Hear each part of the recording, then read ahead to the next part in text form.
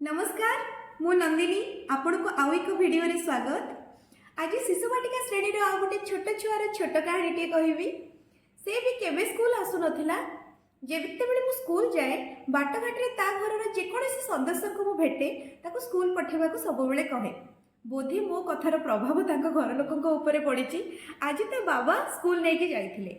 जोर कांदुथिला ताको सांत्वना देकी रखेली। किछि समय परे कहिला दीदी मते झाड़ा लागिलानी। आउटे मजा कथा हूँ मत कहूँ दीदी मत गोटे सीजा अंडा दौना मुझे पलैबी। मत भारी हस लगे। जहाँ हूँ से झाड़ा बसी घर पलि आसला जल्दी पलि आसला। तापर श्रेणी में गोटे छोट गीत बोली अभिनय कली। से गीत सी पूरा नाची नाची तले गड़ी जाऊला। बोधे ताको भारी भल लगिला। तो यही सुजोगटी मु बहु दिन खोजुली। आज से सुजोगटी जिते मिलला मुझे हाथ छड़ा कर नी कारण सी किभली स्कूल प्रति आकृष्ट हम से मोर चिंता थिला।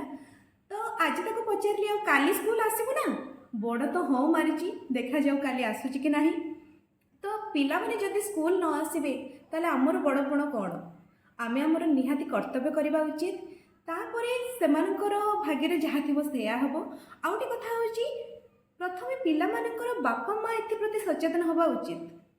आमे खाली तो चेष्टा कले हेनी। आम पाखर जिते स्कूल से घर को पलाउंट प्रथम से बापा माँ से प्रति दायित्वशील हवा उचित। नमस्कार।